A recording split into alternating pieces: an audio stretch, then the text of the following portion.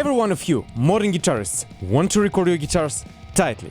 Any commercial record that had some form of success would showcase neat and tight guitars.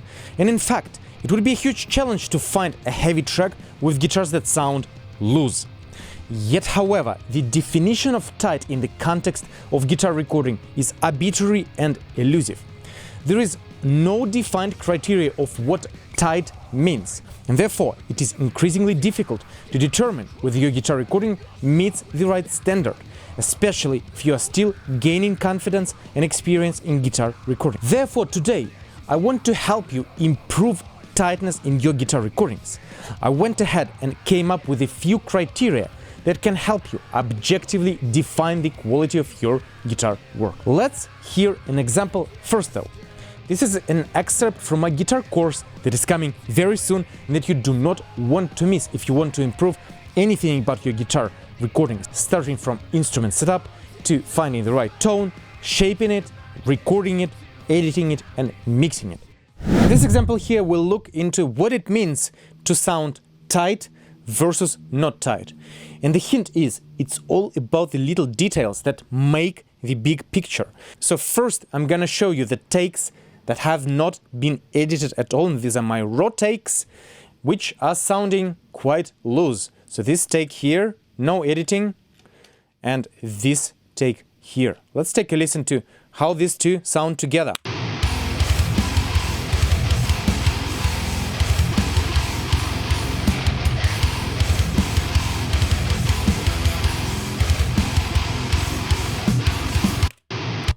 So this is not possible by my standards and probably by any standards. You can hear lots of discrepancies and inconsistencies both in the chugs, palm mutes, in the runs, in the pitching of the notes. There is a lot of rhythmic discrepancies as well, not in a good way. If we go back to the edited version and listen to the final edit that I've done for this part, it sounds like this now.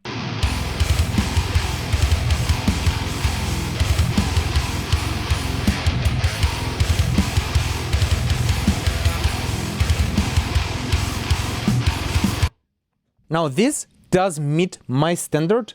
It could be a little bit tighter still, but for the demonstration purposes it is good. You can hear that nothing jumps out too much. There isn't much of a mud coming in. There isn't anything that screams, hey, there is discrepancy.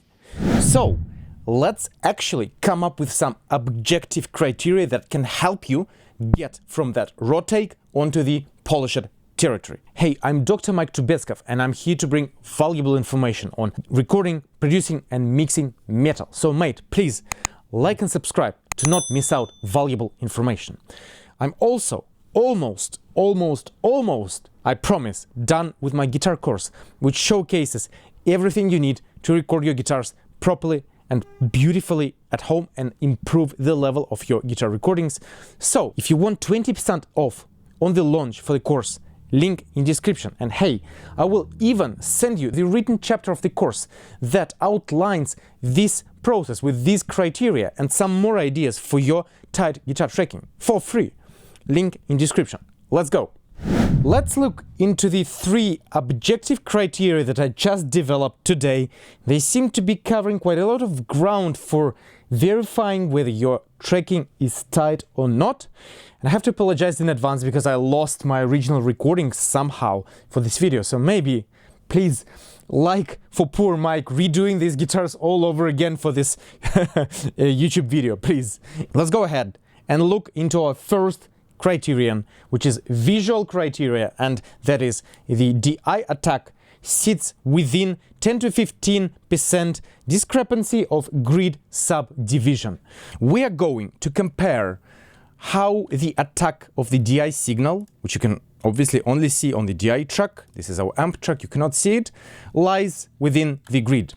This is the track that I have selected as our main take, and you can see that all the attack values, which are signified by the peak attack somewhere here, sit very closely to the grid subdivisions. When we are operating with grid subdivisions, we are considering the main grid division that fits the riff. So if your riff is 16th notes, we're looking at 10 to 15% deviation at max of your 16th notes. If you're operating with the 8th notes, then it would be 15% deviation from the 8th notes, although this is rarely the case. Probably you're likely to work with 16ths. Regardless, we go ahead and check this entire riff, and you can see that every attack subdivision lands very closely to the grid. This is a deviation that we would allow at maximum, and this is maybe within 10%. This is our full grid division. Now, if we look into the take that I deliberately did untightly, you can see some major outliers.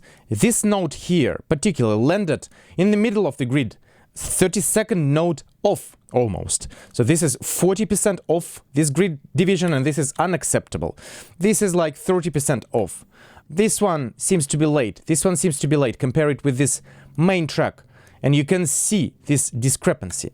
The more discrepancies you experience like that, like this here to this here, the less tight your tracking is going to sound.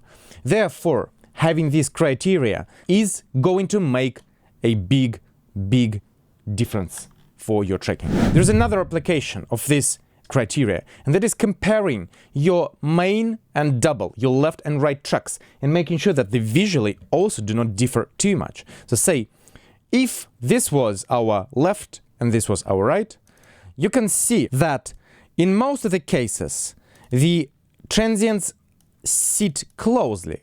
However, this here are starting to differ. This one, even though it is on the edge of being at maybe 15% between those grid subdivisions, you can see that this one is on point and this one isn't. So if there is inconsistency in left and right channels, that's when things are not going to sound right for you.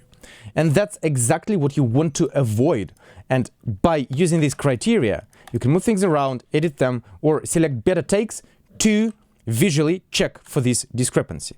Now, going on to the next criteria, you will be verifying these visual edits by analyzing it sonically, and that's where the next tier of rules, of criteria, comes into play to additionally help you verify all these edits. The second criteria is the sonic criteria indeed, and this is as follows. Your guitar as a single centered mono track and your click track need to form a monolithic kind of sound. So we have met our first criteria, that visually the take is on the grid. Let's tick this out. Next up is listening for the take and comparing it with the click and making sure that the attack of the take and the attack of the click are spot on. So let's listen to the final take first with the click.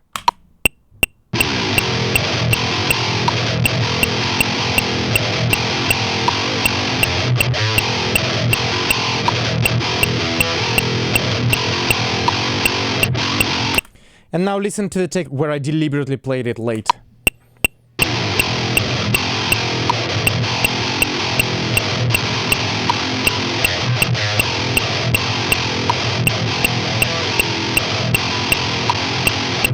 This one is much easier to hear the problems with, particularly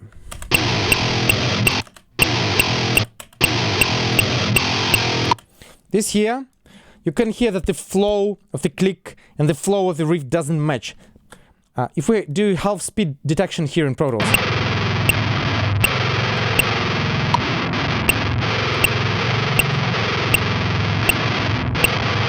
this is the most obvious bit here, where you can hear the attack of the click not matching up.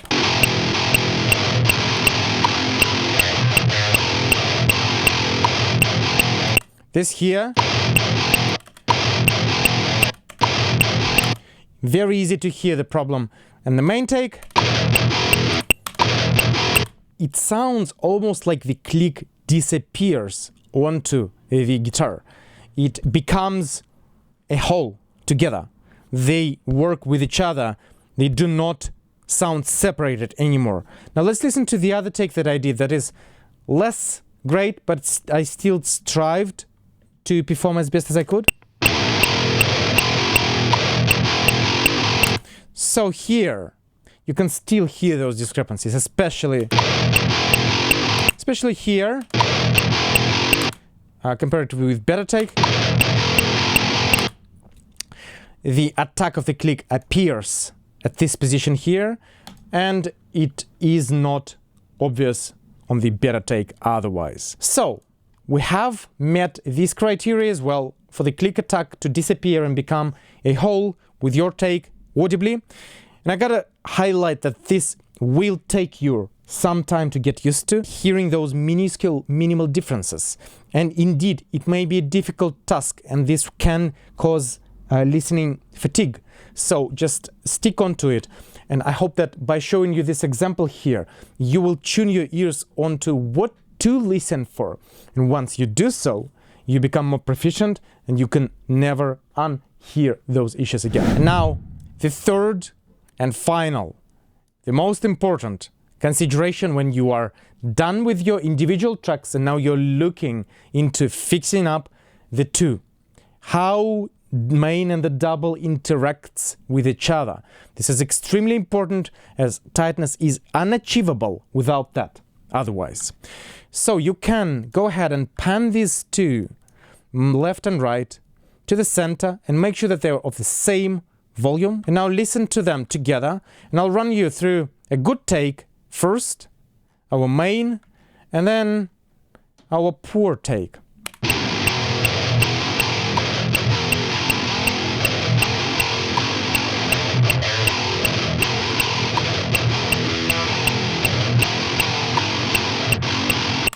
And now our compromise take.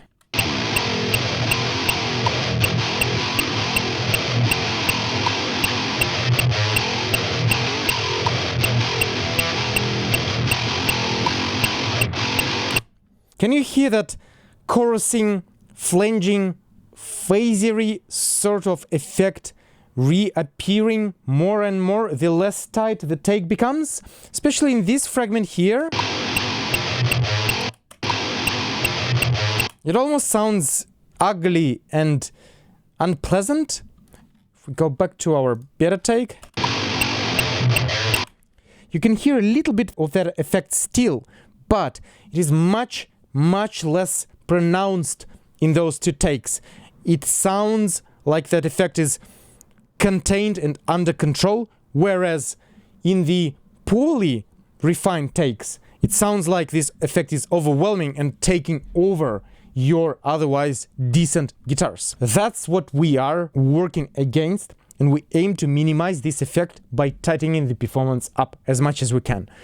So again, it is somewhat subtle, but I hope that this is more than understandable for you. Finally, let's listen to our good takes in the context of the mix.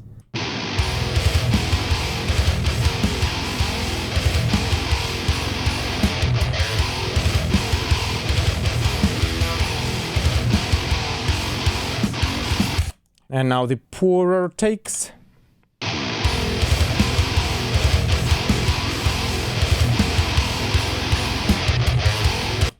I think I don't need to continue here. The differences jump out quite a bit, especially as soon as you are fine-tuned into those details, you listen to them carefully, these become quite obvious. And remember, it is all about small and subtle 5%ers that unfortunately do accumulate into your big picture for your guitar tracking. So, making sure that you follow all these little minuscule details at each step of the production is incredibly important to achieve the tight performance. And now, hopefully, by using these criteria which I just developed, you can reasonably and objectively refine your performance into a tighter territory. And as I mentioned before, I have just come up with this, but they seem to be quite comprehensive, and they seem to cover a lot of ground related to tight verification of your performance. And I don't think that you actually need much else to follow in order to verify your work. So on that, I truly hope that this helps, and thank you so much for following this through with me. Hey, I truly hope that this helps you to get tighter guitar performance next time you record, and I hope that this frames your guitar thinking into a box which with these criteria that you can easily follow and refine your work and polish it up and make it better. I'm Dr. Mike Trubetskov. I'm grateful for your time. Thank you for watching this video. Please share it with your mate guitarist if you think that they would benefit from it. And until next time, take care.